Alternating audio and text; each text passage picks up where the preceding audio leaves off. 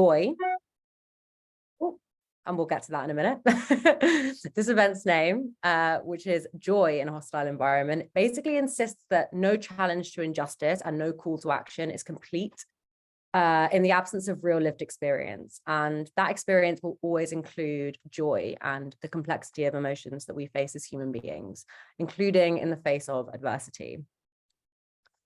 Jewish people and our Roma and Sinti siblings have faced hostile environments long before Theresa May coined the term in 2012, as we kind of know it today. And our solidarity also long predates this. We share in the labeling from the outside world as other and outsider, from the destruction of Jewish towns and pogroms to the scourge of chattel slavery, from which Roma people were some of the last to be freed. Roma and Jewish people have resisted dehumanization through the ages. And it's through these shared struggles, particularly and most recently in the Holocaust, that the modern framework of human rights was born and protects us today. In particular, the Universal Declaration of Human Rights, which was written by our namesake, Monsieur René Cassin. So the hostile environment that we speak of today refers in general to a web of draconian government policies designed to criminalize migrants, refugees, and people of color, and increase the use of detention, make supporting victims of modern slavery and trafficking extremely difficult. These are laws that spell a repetition of history by demonizing people and turning human rights into an enemy rather than the protector that they really are. At René Cassin, we have long been proud to work with a range of different marginalized communities who are siblings in these struggles, and in particular with Roma communities, traveler communities, and Gypsy communities over a number of years, and develop a powerful and united response to hatred and discrimination in all of its forms. This work ultimately is incomplete without the stories of our siblings with lived experience, and in particular, we must amplify those of us whose humanity is so often placed in jeopardy within these groups, and so often that is women. So before I hand over to our wonderful chair, I'm just gonna give a few pieces of housekeeping. As you may already have noticed, this event is being recorded, and the recording will be available on YouTube shortly after we finish. At the moment, as I said, so only our panelists are visible. Your name as a webinar participant may also be visible, but your face and your voice is not.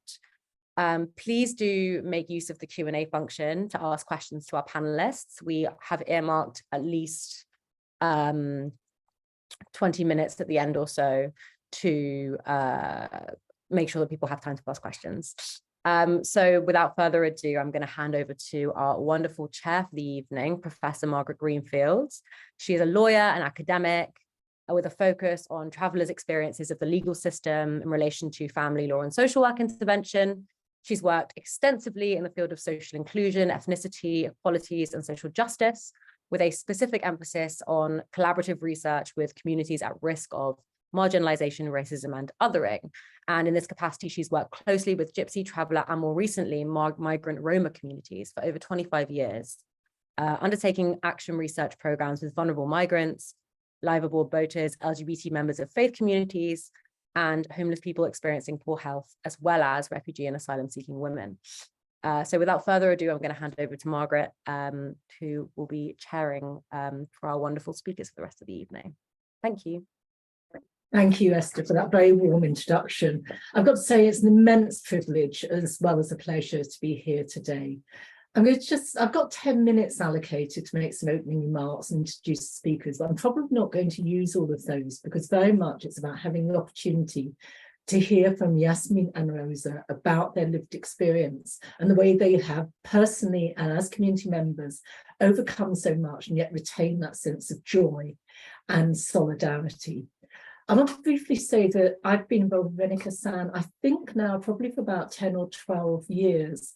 And how I first came in contact with René Cassin, although I was aware of the very important work, was because I undertook a piece of work which looked at why so many Jews were actually supportive of working with Roma, Gypsy and traveller communities. And perhaps unsurprisingly, that piece of research, which was part of a theology degree that I did out of interest, found that there was a strong sense of solidarity. It was not only about the Holocaust and shared experiences of communities who had suffered in Europe, died together, had saved lives. I mean, I've personally spoken to a Jewish survivor who's no longer with us anymore, and his family were kept alive through support from the local Roma community in an area of Hungary where the communities lived very entwined lives. So I have a really deep personal focus and interest on working with René Cassin, but also my personal connections with Gypsy traveller Roma communities that actually goes beyond the research. All of my life, as far back as I can remember, I've known about the histories of the communities, of being very aware that we were not the only people who suffered in the Holocaust, coming from a sort of pretty, lefty, socially aware, engaged background. I was told about Roma, I was told about trade unionists, LGBT people, and disabled and communists who also suffered. So it's been part almost of my DNA. But alongside that, one of my mother's friends, who I remember from a very early age, was a Roma Gypsy woman. So it's never made sense to me in any way, or shape or form, that members of the Gypsy traveller Roma communities should experience hatred. But of course, it's all too common. We as Jews experience discrimination, but Roma people still, lessons have not been learned since the war, since the destruction of their community, where overall more Roma people died as a percentage of the population in Europe than even did Jews. So it's something I feel deeply, passionately about throughout my sort of life's work, really. So one of the other things I want to say, and I think we often forget this or people aren't familiar with, and it's not taught in schools, is that we're all familiar with the horrors of slavery which occurred, but in Romania, Roma people were still enslaved legally until almost exactly the same time as Black people were freed from slavery in America, and very, very few people know that. There were, in Britain centuries ago, there were also hunts for Roma gypsies.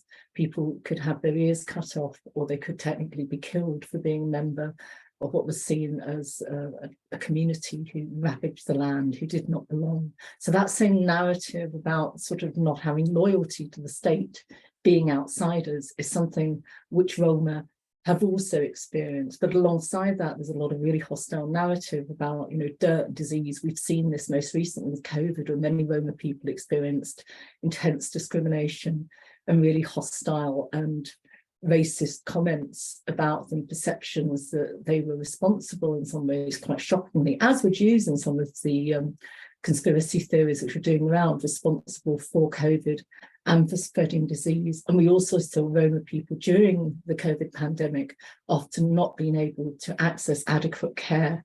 It might be that vaccinations were not made available to them in some places, or that they were not allowed to travel. Most recently of all, and very shockingly, we all again know about the murder of George Floyd. We know about Black Lives Matter, but how many people are aware of Roma people also being murdered by the police?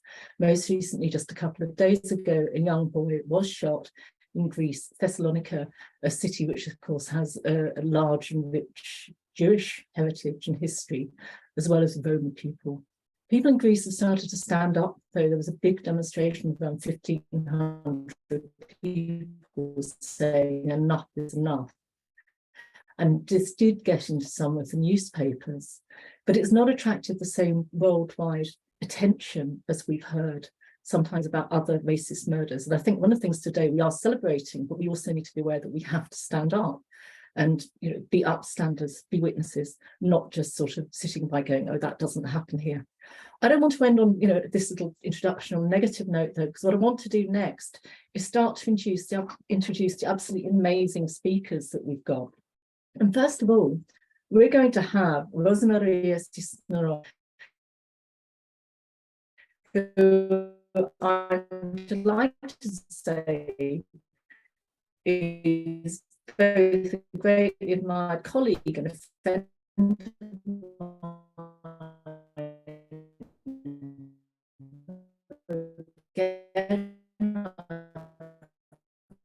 for quite a maker at Coventry University.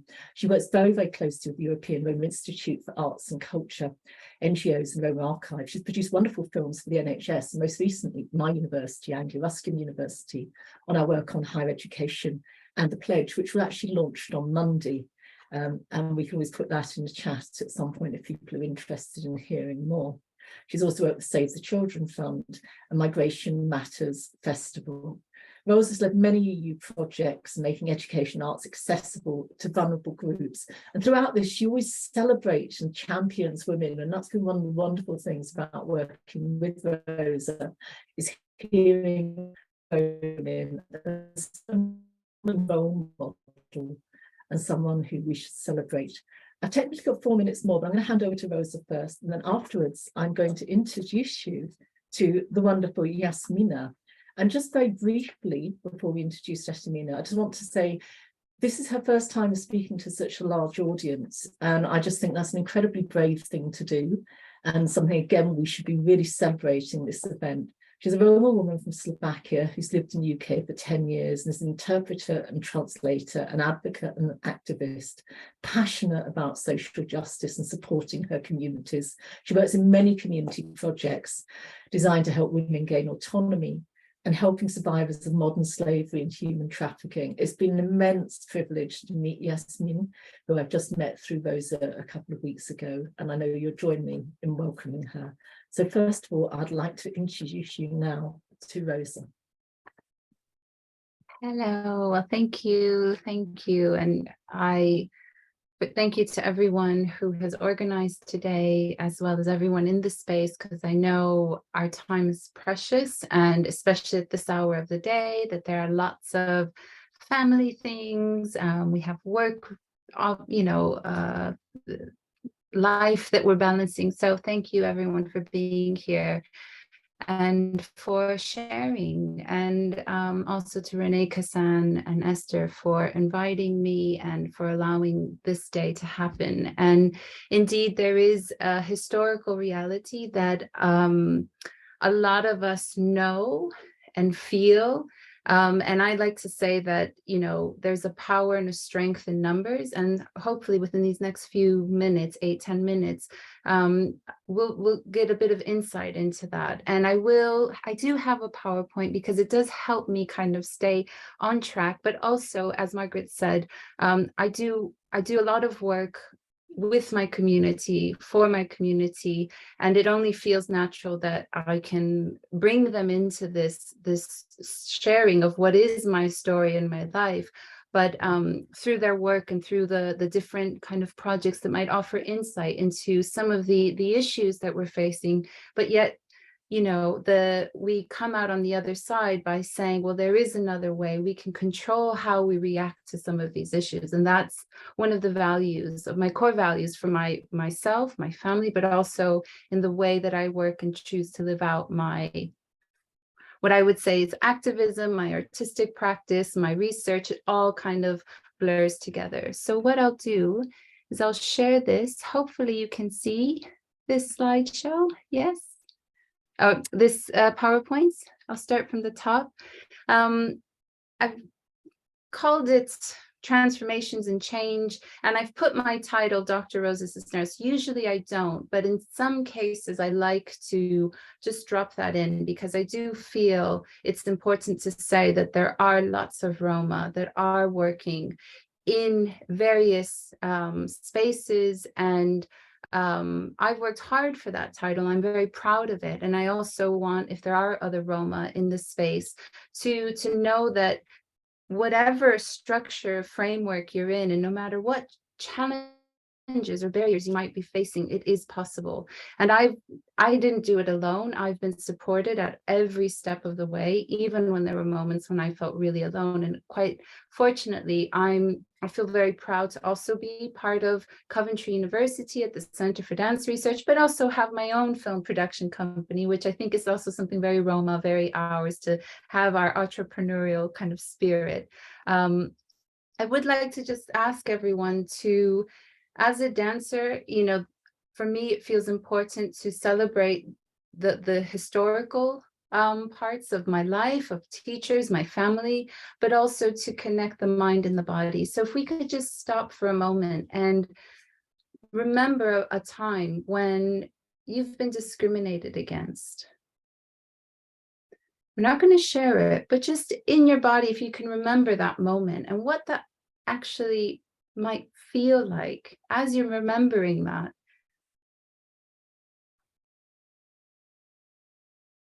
I do this exercise quite a lot, and every time I remember something different.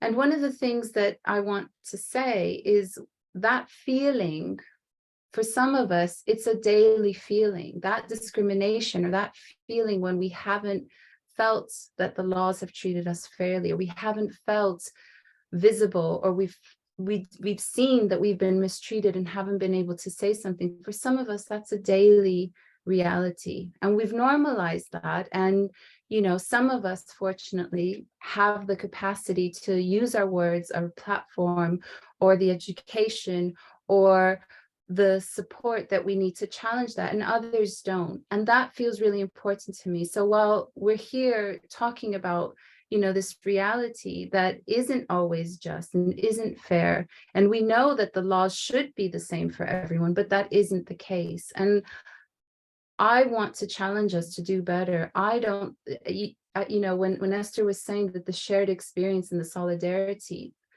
that's beautiful. We need to do more of that. And just this morning, I was having a talk with my husband about, if we all just did one little drop in that ocean, it would be a very different ocean. And so I really hope that we can, as we go through these next few slides and examples, and I share part of my story of being from the community. I'm here sitting with all of those that came before me, and I must honor my mother. And my mother was always someone who said to me, education is what you need and what's going to change your reality. And it was her saying that and telling me I will go to university was what got me that doctorate. Of course, there are lots of other people, lots of, other teachers, friends, colleagues, but that belief that I belonged in that space when no one else really believed when I was young, that's powerful. And there are lots of Roma women. Roma women are very resilient. There's a very complex historical reality, and we're such a diverse community. So I also don't sit here as a representative, but rather just as a community member. And I think that's important to say, that the diversity is also our strength. So as I said, I was given flamenco and dance through my family, in a very traditional family. But as I grew up and I went to school and I entered certain schools where there were no Roma, or where there no other people that looked like me, and I had no role models, I felt like I was always having to question what I wanted to keep and what I wanted to modernize, and what, how I would navigate that. And dance was something that always came back for me, and arts and culture felt like a way for me to express, challenge, explore a lot of those questions. I've continued to do that.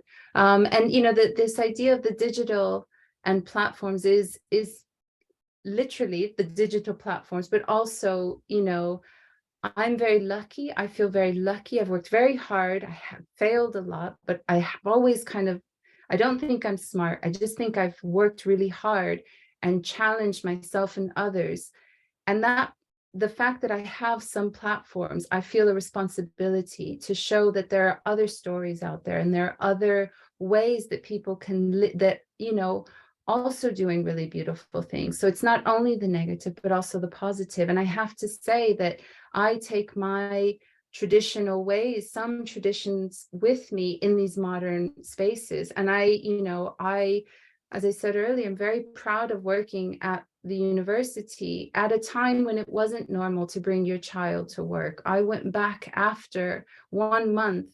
I didn't have maternity leave, and that's because of the legal status I had in this country. And that was bizarre. I mean, my colleagues didn't understand why I didn't have the same rights to having a proper 9-month maternity leave, but it was because of the legal status in my visa that said I had no recourse to public fund. This was 7 years ago now. And that was, so I just said, and also it was important to me to bring my children with me to work. And Sarah, who's the director of the center with the blonde, full hair, understood all of that. She understood the visa complexity. She understood the legal framework. She understood the challenges, but also my desire to mother in a way that felt that I wanted to carry my child with me for 2 years. And she said yes. So these are different events where I was able to bring my children to work. And that side of our culture, the family is very important to our culture. So as a modern working woman with this very tense, reality of being first-time mother, but, not sure if I could keep my job, knowing I need to go back, we found a way. So again, there are a number of different ways that I think we can celebrate each other. I started the film production company because I was doing a lot of consultancy work for different organizations, working at a grassroots level. And again, this idea of platforms. People were asking me, but I didn't want to become a token. I didn't want to become the one person there. I want more of the political spaces to understand the grassroots. I want the grassroots to understand the political. So for me, it felt, how can we connect some of those dots? And so the production company has allowed me to do that, whether that's through films or resources.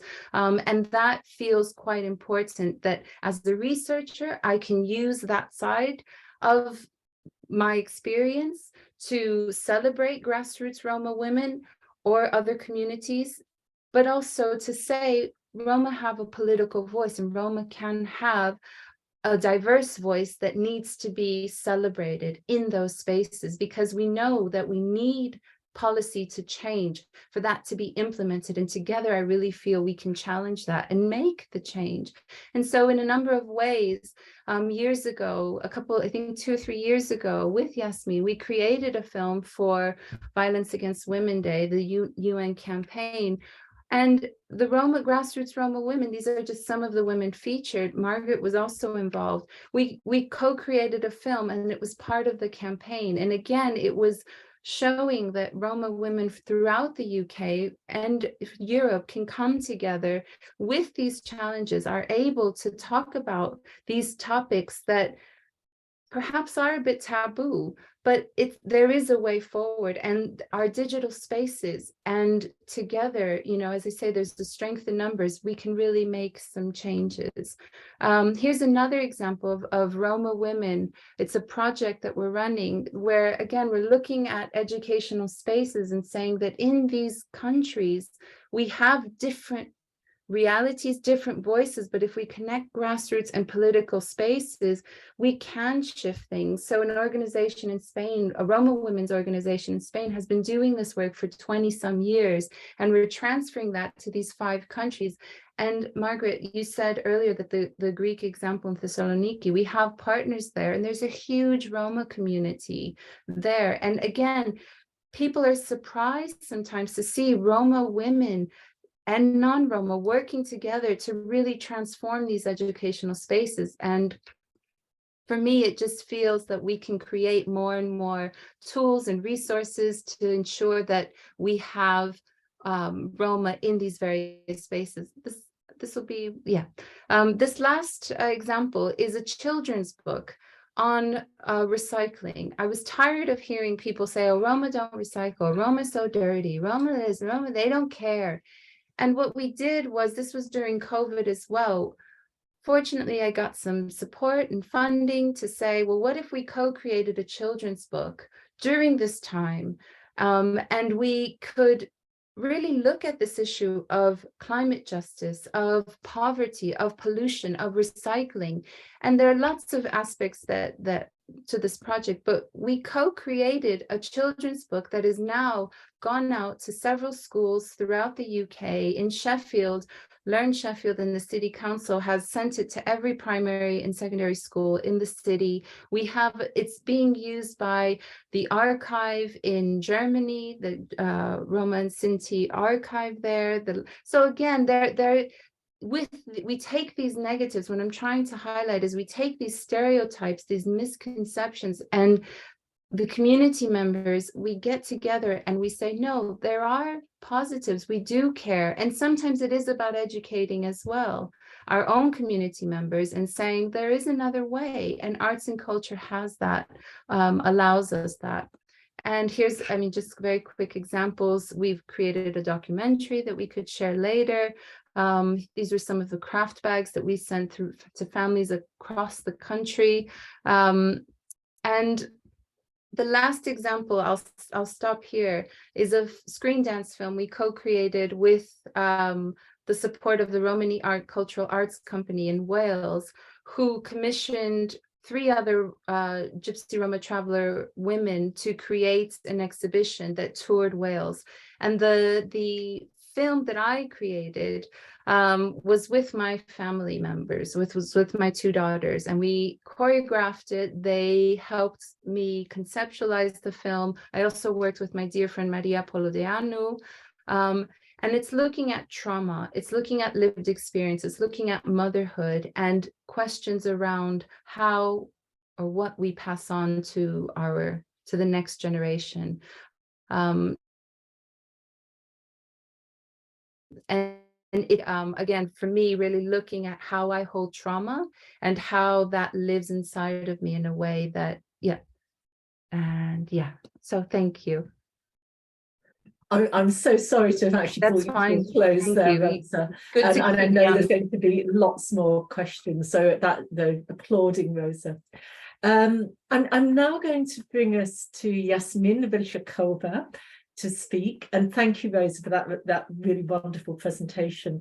And Yassmin, as I said, she's from Slovakia, she's a translator, and she's going to talk, I believe, about her work experience supporting women who are survivors of modern slavery and human trafficking. And I'm sure we'll hear a bit about her personal narrative of migration as well, because I think to me one of the things that's coming out so much is the migration stories as well of our colleagues. So Yassmin, 10 minutes again, please, and then we'll come back together. Hello, everyone. Good evening. Thank you so much for such a lovely introduction. And again, it's an immense honor for me to be here today with all of you. And actually, I'm really touched for seeing so many of you being interested in what we got to say and what our experiences and what our remarks about what Roma women or Roma people have to go through and who they are and what they achieve, and that you want to get to know and gain more awareness about our community. So thank you again.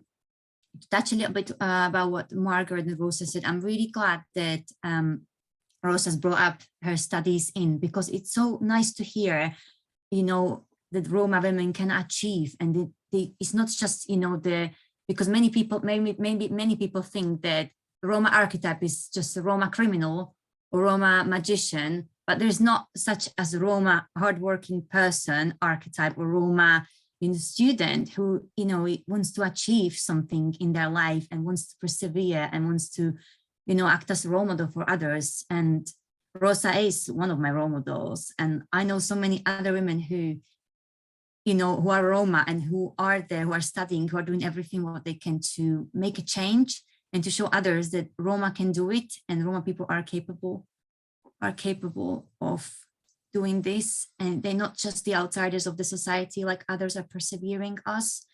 And just like Margaret mentioned at the beginning, it is, and also Esther mentioned at the beginning as well, it is indeed the fact that Roma people have been enslaved for a very long time. In fact, they, you know, this community was enslaved up until late 1880s, which is very sad reality, but it is true. And you know, Roma people live with this inherited trauma, and this is something we need to change. That's why the community needs to come together, and that's what I want to talk about: what this trauma is causing and what effect it has on our community.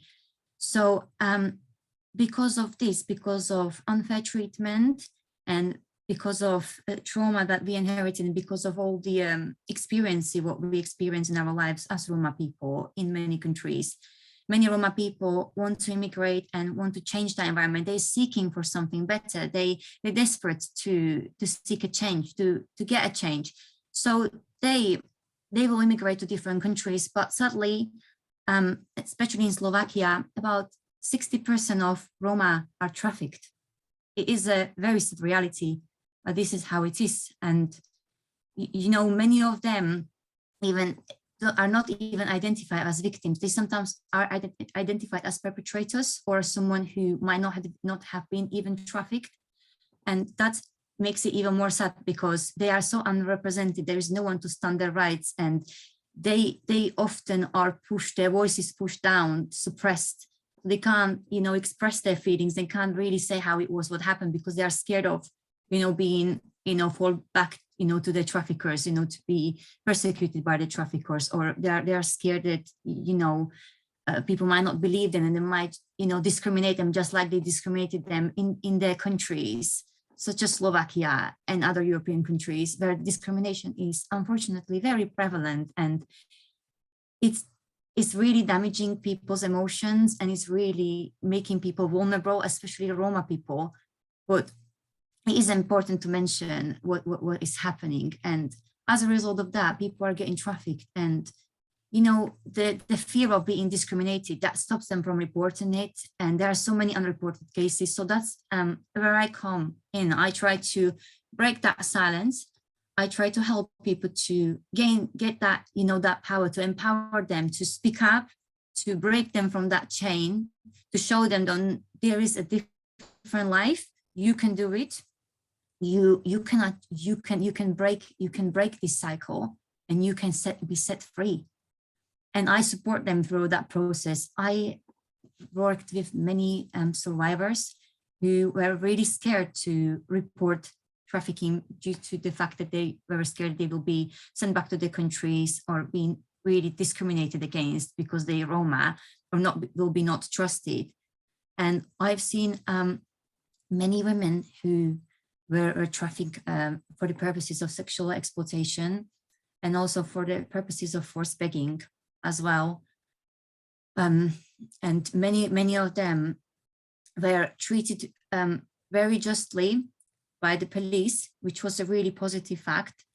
But unfortunately, because of such a fear, they were not able to proceed. But I did have some cases which were successful, and where I seen Roma women coming here from very disadvantaged parts of Slovakia, who endured a torture and many, inhuman acts during the modern slavery, trafficking.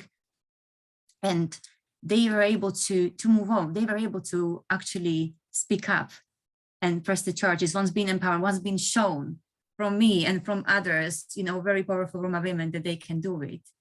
They were able to show their strength and to break out from that cycle. They were able to start moving, and they left. They either reported or they even ran away, and they started their life again. They started to educate themselves in order to help the others, in order to gain the other Roma women, to give the other Roma women strength to do it, to do the same. Because the fact is that Roma women and children are the most vulnerable to trafficking.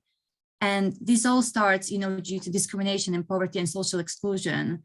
And, and all of these factors results, in trafficking. And unfortunately, Roma women and children are the most vulnerable. So to see a Roma woman who was trafficked, who went through all this torture, the sexual exploitation, the forced begging, because begging is actually forced. Some of the begging, what we see sometimes on the street, is not because the person wants to do it. Those people have to do it. And if sometimes, if they don't do it, they might, not sometimes, but if they don't do it, they might get, harmed. They might be actually in danger. So they, we might think, oh, this person is doing something which is not right. Is basically, is begging, is asking for money, and they have, and they have loads of money, they're not doing anything. But those people are actually, forced to do that. And I know maybe they're not all of them, of course, but many of them are. And it's just really nice to see that someone who came out from this situation is able to gain their strength and stand back on their feet and to speak up, and to see them persevere their dreams and start educating themselves and achieving amazing, achievements in their life, being able to help others. It's just amazing to see. And I just want to say that all of this discrimination and poverty and social exclusion, is resulting in the low education, high levels of unemployment, usury, and, even growing up in orphanages and, domestic violence, all of these things, all of these, unwanted things. But if we would give Roma people chance and try to work with them and try to understand the culture and everything what the Roma community had to go through for the centuries, being persecuted, being unlawfully imprisoned. There was a lot of injustice made towards in Roma people, especially in Slovakia. I'm really sad to say that, but I know there are other European countries where it happened. But if we would educate ourselves about the community and start working towards them and seeing all of this behind what we're seeing, we would know, we would find a way how to tackle this. And you know, if we as a community, you know, if we as a people will be, you know, I'm sure that all of you heard about self-fulfilling prophecy. It's when we say to a child that they are really good at something, you know, if we really believe that, you know, they really believe they are really good at that, and they might not be 100% good at that, but we will encourage them, they are really good and they can achieve what they, you know, what they're dreaming about. And, you know, or same thing, like if we, you know, if we see, you know, someone maybe not doing something right, we try to help them to correct themselves, so we see the best in them. But if we're just going to see in them all the time a criminal, all the time someone who is, you know, for example, begging, or someone who, you know, has, you know, low social status, or like, you know, low educational achievements, well, that person, what is he going to do that person? That person's not going to believe in themselves. And if we having such an attitude towards Roma people, and if the children see such an attitude towards the parents, are they going to be able to break this cycle? Yassmin, I'm so terribly sorry. I'm afraid I'm going to have to bring you to a close, and I really do apologize in the same way I apologize to Rosa. I mean, there's so much here to be said and heard as well. I'm just going to take a couple of minutes briefly to try and sum up. And we have a number of questions that we thought we'd talk about, but I think this could go in many directions. And we obviously want to allow time for some questions and answers from the audience as well. I want to, first of all, just congratulate and thank both of our speakers, because I mean, it's just so powerful, the stories, and very much it's about resilience, very different stories, but both very much involving migration narratives, resilience, strength against all odds. And just, it's just so wonderful to hear. I think I want to start off, we had several questions, but I'm going to sort of leap straight in with both feet almost at this point, about talking of asking about stereotypes as well, because I mean, I want you to maybe reflect a bit, if you can, about how those stereotypes play in to violence against women, whether it's symbolic violence or actual violence, the sort of things that we've heard Yassmin talking about, and people being trafficked, and that taboo. Why is there a taboo about talking about this in society, maybe within your own communities, maybe, you know, more broadly? And I don't know who'd like to go first, maybe Rosa and then Yassmin. Yes, it's a big question, but I think if I've understood, you're asking why it's difficult to talk about violence against women in general, but also maybe within the community, and it's, I think we want to, you know, when we talk about violence, there's also something about what that does for me or what that might do for the other person.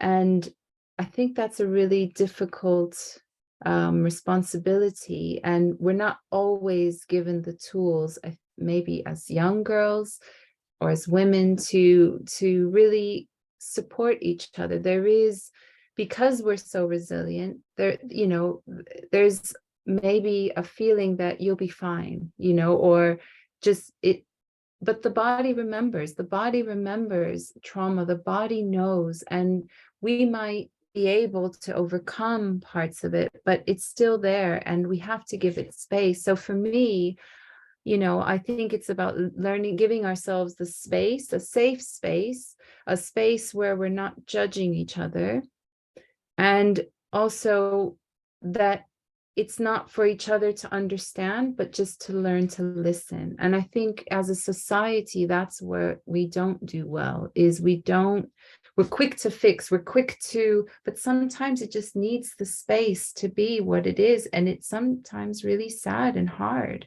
And to listen is to be seen, and to really listen is to allow that injustice or that reality to exist. So I feel that as a society, we need to do better and allow space for the trauma, and to also say there are a number of us that can support and lift you up. And it's about asking for help as well. And maybe within the community, we could do that a little bit better as well. Thank you. Yassmin? Just like Rosa mentioned, it's really important that we stay together and we work as a community and we support each other, which is the most important thing, because if there is no one to support us, how can we break the silence? How can we, stop the violence? So I know that many Roma women who are abused and whose rights are violated in different various ways, they are sometimes really scared to break that silence, to report it, as just I mentioned, just because of the fear that they'll be discriminated against, and that there'll be racism. They won't be believed, they will be just sent home, just like happens in many European countries where they came from, where they originated from. And unfortunately, in many countries, when a Roma woman makes a report, it's being disregarded and is not being taken seriously, because they sometimes treat it as a common thing, but it's not common. Violence is not part of our culture, is not part of our community. It is something that is unfortunately in every single community in the world. It's something we will try to stop it, but it's not just about the Roma community. It's not a prevalent thing in Roma community. And I just want to say that it is really important to empower that Roma woman, or that, woman from disadvantaged background, to be able to speak up, to empower her to be able to break the silence and to stand up to the perpetrator who is inflicting this violence on her. And by doing this together, we will be able to achieve that, by supporting and by making these such videos, or running webinars like this, or making the videos what Rosa mentioned. I'm sure probably we'll be able to send the link in the chat in a minute so that people can access it. And that video basically says that Roma women are against violence, is not part of our community, and we can do it, and we don't like it, we stand against it. So that's what I would like to say. Thank you so much. I mean, and on that point about being discriminated against, this is almost more of a statement from me rather than another question. I think it's also worth us remembering our Roma sisters from Ukraine. So for those who don't know, many Roma people fleeing Ukraine had an even harder time escaping. I mean, it's horrific what's happened out there and is happening to people of all backgrounds, but many Roma, there is very good credible reports from organizations of people being turned away at the borders or being treated very differently when trying to flee. So I think that's just yet another example of an international hostile environment as well. And we know that there's not that, as far as I understand, there's very few Ukrainian Roma who've managed to make it over to the UK. We had a few other questions, and I know you're probably going to want to come back on that, actually, both of you, in a minute. So I'm going to throw something else in from some of the ideas we've floated around, want to talk about. And I wanted to ask, how do you both feel human rights can most effectively protect and advocate for Roma women, whether here or internationally? Because many of us will have international links to René Cassin and those of us as individuals. Have you any thoughts on that? I think I'll go first. Yes, me. So if I've understood the question, so how can organizations support the international? Yeah, so organizations and just the general structure of the law of international human rights, how can it most effectively be used, and how can organizations effectively support Roma women both here and internationally? I mean, I think what's happening today is incredible. I think this is the example. René Cassin is not saying it, they're doing it. And I think that's important. You have to model the change you want to see. And Roma and non-Roma, of course, Roma needs GRT communities need to lead. But, you know, I don't think we need to exclude and say only GRT community members. I think there's a strength in numbers. And if we come together and support each other in our cause, because that suffering is real. It doesn't, you know, we all bleed the same color, and it's cliche, but it's true. And, you know, we need each other to support. And if René Cassin has a platform, a following, a network, and has a space to educate others on this reality, and they're doing something and they're organizing it, it's an example. So, and, you know, of course, we also need policy and advocacy, but these types of webinars are as important in my eyes, because it shows that people are human and the suffering is real. So, yeah, Yassmin.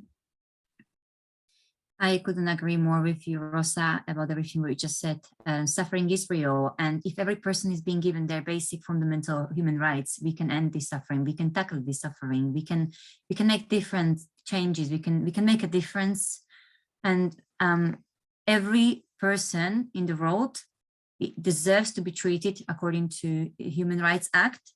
And one of the basic fundamental human rights is the right to have a shelter, right to have an access to education, and is Roma community really being given that? Are these rights being exercised in the Roma community or violated? Unfortunately, really sadly, many times really violated, because the Roma are not being given access to the education very easily in many countries.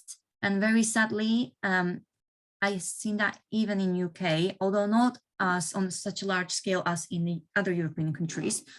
But Roma are being not treated fairly in the same way. And that, you know, means that the education is diminished and they don't want to study anymore. And that basic rights being taken away from them basically in that way. And just like unemployment, you know, if the person is unemployed and if they don't have an access to public funds, and if they can't find a job based on their ethnicity, how are they able to have a shelter, to pay the rent, to have a, you know, living like the others, to be able to fit in the society? Yeah.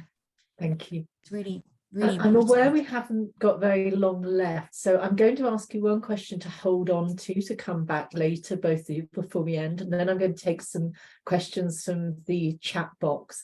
So the question I want to ask you to think about, almost maybe to close, is if there's sort of, what do you want people to understand about Roma experience in the UK and hostile environments? So maybe it's almost like that takeaway point that you want to come out of this seminar.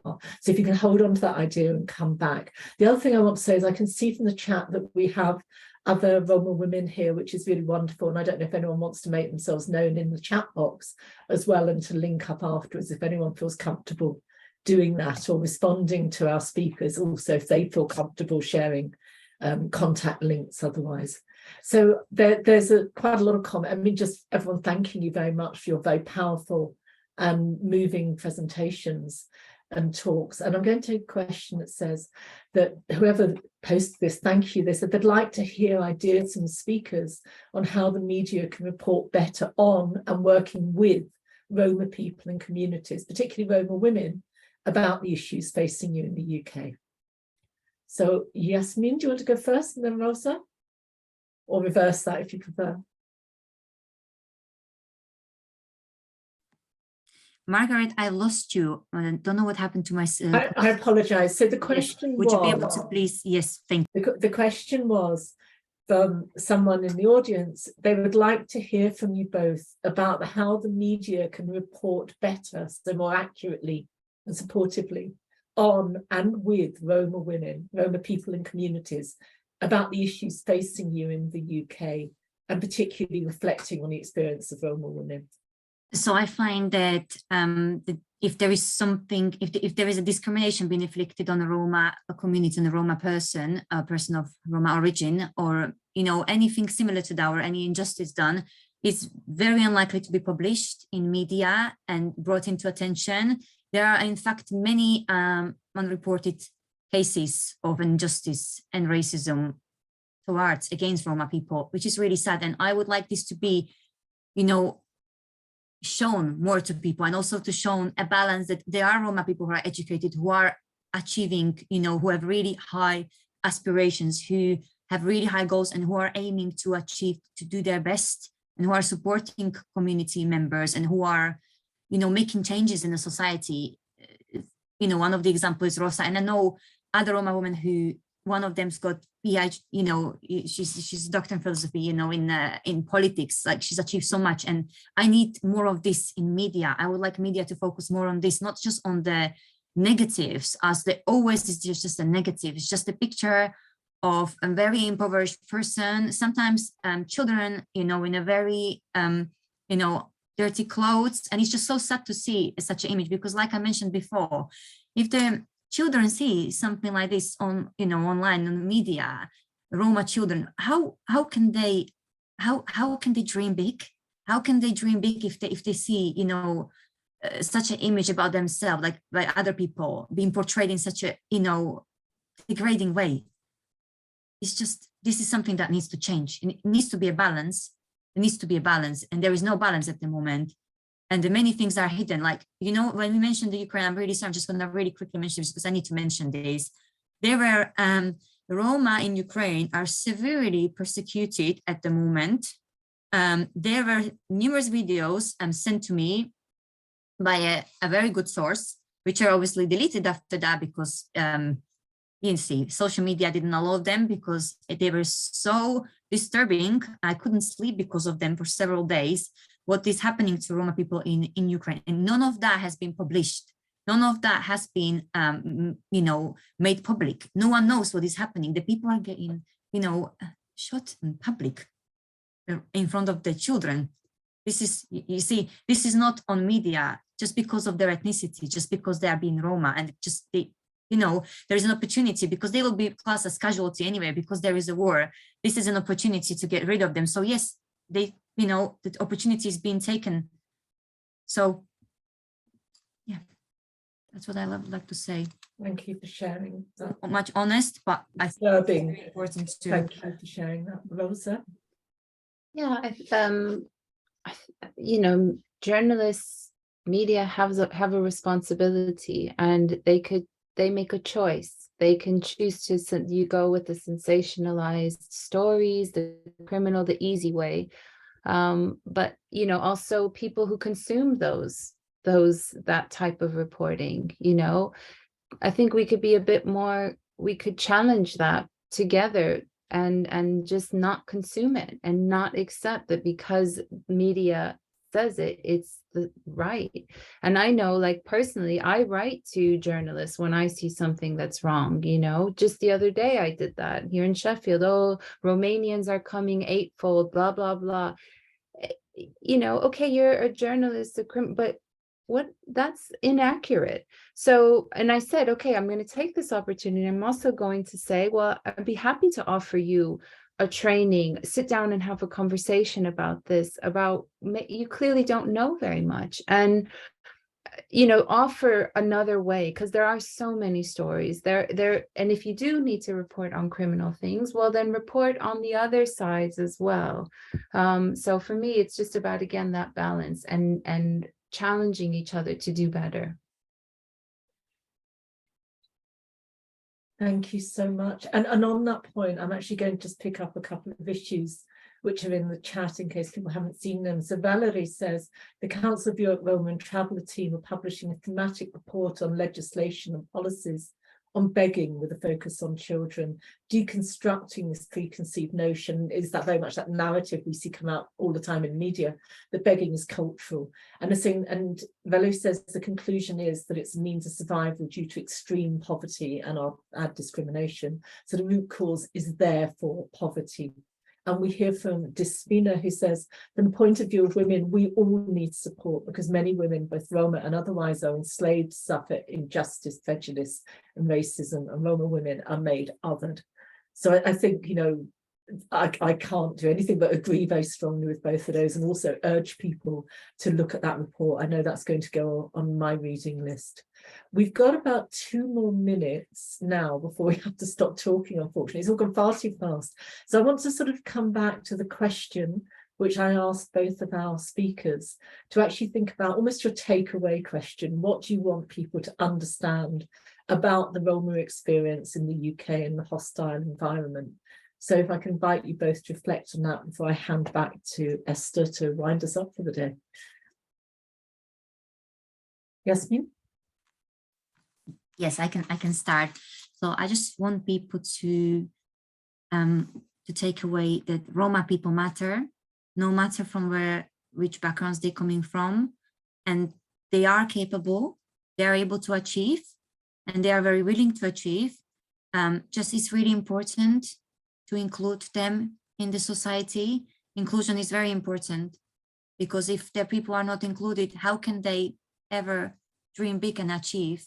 And we need to tackle this as a community, and by educating ourselves in this way, attending webinars like this, and seeking more information, we can tackle this issue and we can make this work. And I believe that this way we can change the world, we can change the problems. And it's not just with the Roma community, but it's with the other disadvantaged communities, marginalized groups, because there are so many others. And I'm just really happy that we have this platform to be able to talk about these issues. So yes, that's one of the takeouts I would like to say, for the people, to give Roma people a chance and to see them in a different light, maybe after this webinar, hopefully, I'm hoping, and try to even gather more information, because I wanted to share so much, but I know we have got limited time. But yes, I'm glad that I was able to share at least some of the experiences, but there are many, many more. And thank you so much, Rosa. I think Yassmin said it all. I mean, there's a strength in numbers that, that the communities are diverse. The lived experience, the discrimination happens. And despite that, there's a lot of kindness and love, and, family is central.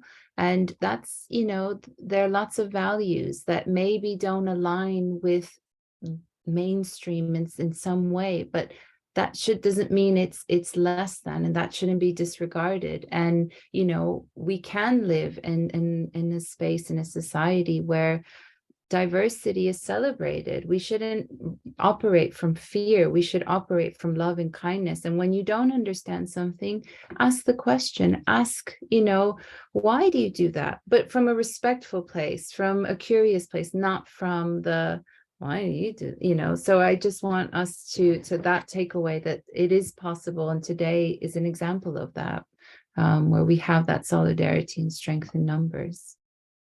Thank you. So before I just hand back to Esther, and I hope I'm not stealing one of your closing lines, Esther, is I'm probably actually going to misquote this, but I'm just thinking, about the Talmudic quote, really, about you're not obligated to complete the work, but neither are you free from to assist to it. And I'll say that, we as Jews, it is our duty to make sure we continue these discussions, we take these narratives back to our communities. Thank you very much for giving me the opportunity to chair this session. I almost wish I wasn't closing now, simply because I think Margaret, Rosa, and Yassmin have really said it all. I just want to say thank you for myself and on behalf of René Cassin, the Jewish Voice of Human Rights. We are so grateful to have had Yassmin and Rosa speaking, and really from the heart, and really about the complexity of their experiences as Roma women, from dance and artistic expression to the nuts and bolts of experiencing no recourse to public funds, and being vulnerable to a range of different issues because of the complexity of poverty or trafficking or any of these issues. I think what kind of comes through is that human rights are a web that's core must be upheld. There is no kind of skimping. If you let go of one bit, the rest of it falls, right? And conversations that exist at those intersections of migrant experiences, women's experiences, Roma experiences, and so on, really highlight that. And again, that's why as a Jewish organization, it's so important for us to highlight Roma experiences. So I'm gonna basically end there, but just say, in terms of getting in touch with René Cassin, if you want to get in touch with us or with me, you can do so via LinkedIn, via Twitter, via Instagram. You can go to our website, which is www.renecassin.org. We run events, we write briefings on a range of issues. So please don't hesitate to get in touch with us. And we will be sending a follow-up email to all those who are registered with a recording, and some details on how to get in touch with us and with our wonderful panelists if they so desire. So with that, I will end things there and say thank you so much for your wonderful attention, and thank you, Yassmin, Rosa, and Margaret. I'm gonna close the session there. I'll let people say their thank yous, and I'll close things up. But yeah, thank you so much, everyone.